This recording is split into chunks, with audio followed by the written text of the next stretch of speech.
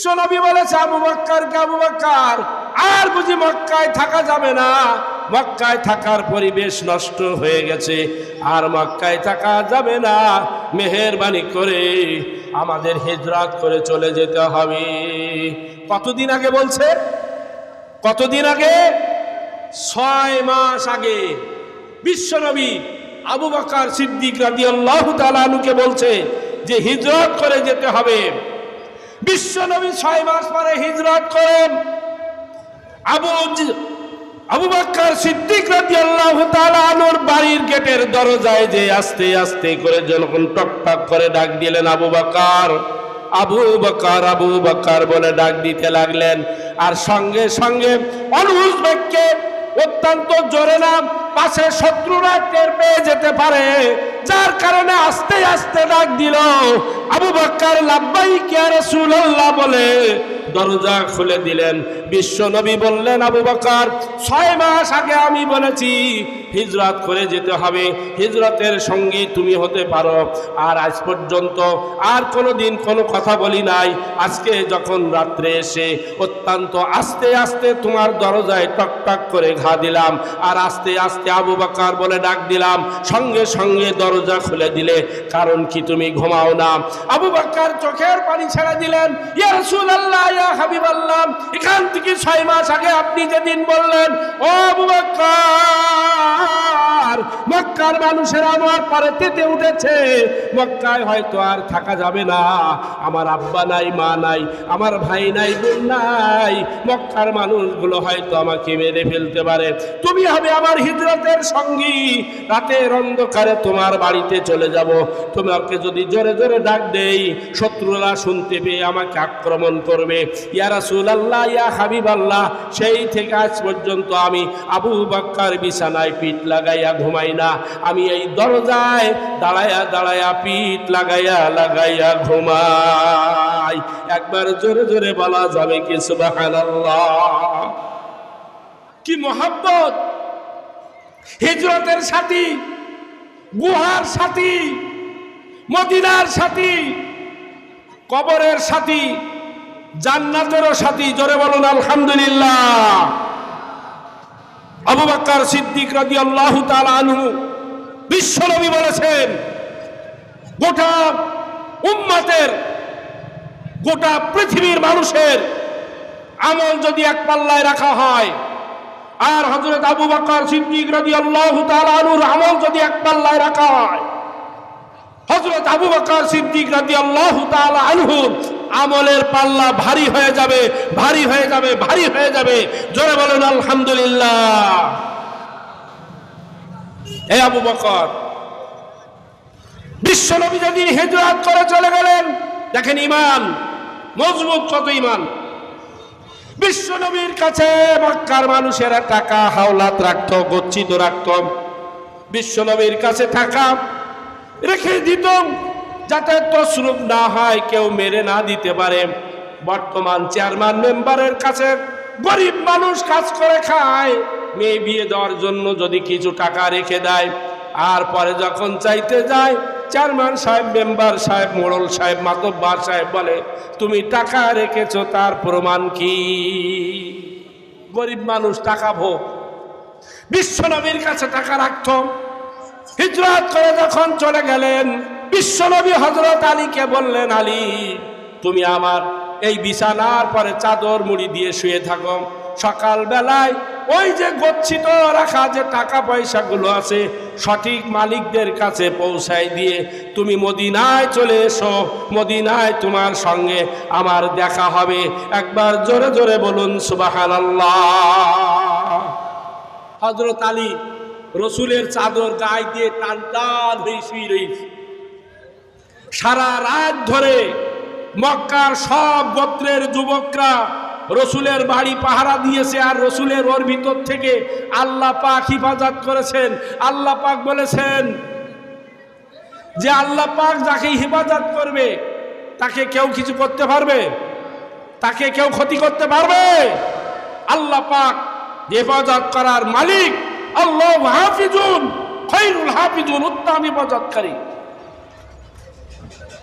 আল্লাহ সুবহানাহু ওয়া তাআলা হাবিব চলে গেলেন। সকালবেলা এরা এসে দেখে যে রসুলের খাটের পারে টান টান হয়ে সেই রসুলের চাদর গায়ে দিয়ে শুয়ে আছে। করে শিকার তো আমাদের সামনে আছে, তো আসলে ওই অবস্থায় না মেরি চাদর উঁচু করি ডেকি ডুকি মারি। চাদর উঁচু করি দেখে যে শিকার নেই। এ আলী ইবনে আবু তালেবের পুত্র হযরত আলী শুয়ে রয়েছে। বলে আলী, আব্দুল্লাহর বেটা মোহাম্মদ কই? আলীও বলছে, আলী হলো শেরে খোদা আলী।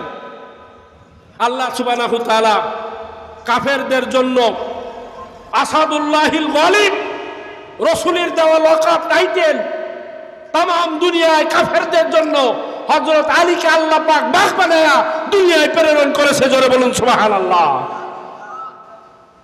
হযরত আলী বললেন, কেন মুহাম্মাদের পাহারাদার নিযুক্ত করি রেখেছাও নাই আমার, যে মুহাম্মদ কোনে গেছে আমি বলবো?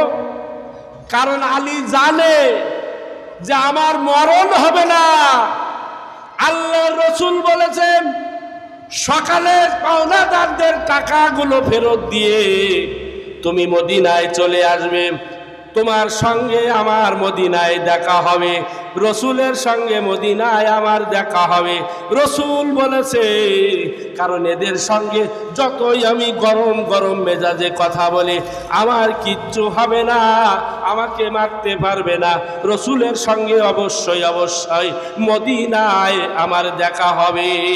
ঈমান কত মজবুত, একবার জোরে জোরে বলুন সুবহানাল্লাহ। এই মজবুত ঈমানের দরকার। ঈমান শুধু শুধু মজবুত হয়নি। হযরত আবু বকর সিদ্দিক রাদিয়াল্লাহু তাআলা আনহুকে সফর সঙ্গী করে সুর পর্বতের গুহায় ঢুকলো। সাথে সাথে মাকড়সায় জান বলল, কবুতরে ডিম পারল। লোকগুলো গুহার চারিপাশ দিয়ে ঘুরতে লাগলো। আবু বকর সিদ্দিক রাদিয়াল্লাহু তাআলা আনহু ওই গুহার ভিতরের ছিদ্রগুলো, রসুলের পাগড়ি, আবু বকর সিদ্দিকের পাগড়ি ছিঁড়েছে, গর্তগুলো বন্ধ করতে লাগলেন। একটা গর্ত বন্ধ হলো না, পা দিয়ে চেপে রাখলেন। বহুদিন ধরে রসুলকে দেখার জন্য সাপ অপেক্ষা করছিল, এ বাধা পেয়ে আবু বকর সিদ্দিকের পায়ে কামড়ে দিল। দেখেন ঈমান কিভাবে বাড়ছে। আবু বকর সিদ্দিক ডাক দিয়ে বলছে, ইয়া রাসূলুল্লাহ, ইয়া হাবিবাল্লাহ, ওরা অনেকগুলো মানুষ গুহার আশপাশ দিয়ে ঘোরাফেরা করতেছে, ওরা অনেকগুলো মানুষ, আমরা তো দুইজন, কেমন করে তাদের মোকাবেলা করব? বিশ্বনবী বললেন, আবু বকর তুমি ভুল বলেছো, আমরা দুইজন না, আমাদের আল্লাহ আমাদের সঙ্গে রয়েছে। একবার জোরে জোরে বলা যাবে কি সুবহানাল্লাহ? কে সঙ্গে আছে? আল্লাহ সাথে আছে বলেই তো গুহার মুখ মাকড়সায় জাল বুনেছে, কবুতরে ডিম পেড়েছে, এর ভিতর দিয়ে মানুষ যাবে কি করি? এরপরে বিশ্বনবী আবু বকর সিদ্দিকের উরুর পারে মাথা রেখে ক্লান্ত শ্রান্ত নবী ঘুমিয়ে পড়লেন। আর পায়ে সাপে কামড় দিয়েছে, যন্ত্রণায় অধীর হয়ে গেল। বিশ্বনবীকে ডাকতেছে না, ঘুমের ব্যাঘাত হবে, আরাম নষ্ট হয়ে যাবে। দেখেন কত মহাব্বত। বিশ্বনবী যদি কষ্ট পায়, বিশ্বনবীর যদি ঘুম ছুটে যায়, বিশ্বনবীর ঘুম ভেঙে গেলে আবু বকরের কলিজায় আঘাত লাগবে। তাই সাপের কামড়ের বিষের যন্ত্রণা সহ্য করতেছে, কিন্তু বিশ্বনবীকে ডাকতেছে না। কি মহব্বত! আর জান্নাতে আপনি আমি যাব না, কে যাবে তার সঙ্গে? হযরত আবু বকর সিদ্দিক রাদিয়াল্লাহু তাআলা আনহু ডাকছেন না, কিন্তু চোখের পানি রাখতে পারলেন না বিষের যন্ত্রণায়। বিশ্বনবীর গায়ে এই চোখের উত্তপ্ত গরম পানি যখন পড়ল, বিশ্বনবী আবু বকরের দিকে তাকালেন, বিষের ক্রিয়ায় মুখটা কালো হয়ে গেছে। জিজ্ঞাসা করলেন, আবু বকর কাঁদো কেন? কি জন্য কাঁদতেছো? তোমার কি বাড়ির কথা মনে পড়েছে? তোমার সংসারের কথা মনে পড়েছে? ভালো করে লক্ষ্য করে দেখেন, আবু বকর সিদ্দিক রাদিয়াল্লাহু তাআলা আনহু চেহারা কালো হয়ে গিয়েছে। আবু বকর ডাক দিয়ে বলে, ইয়া রাসূলুল্লাহ, ইয়া হাবিবাল্লাহ, আমার পিতামাতা আপনার পায়ে উৎসর্গিত হয়ে যাক, কুরবান হয়ে যাক, আমি বাড়ির জন্য কাঁদি না, আমার সন্তানের জন্য কাঁদি না, অর্থবিত্তের জন্য কাঁদি না।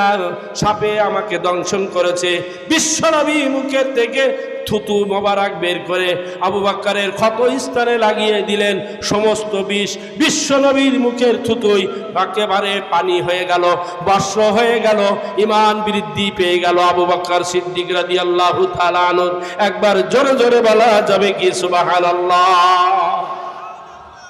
ঈমান কাহাকে বলে? আপনি আমি এখনো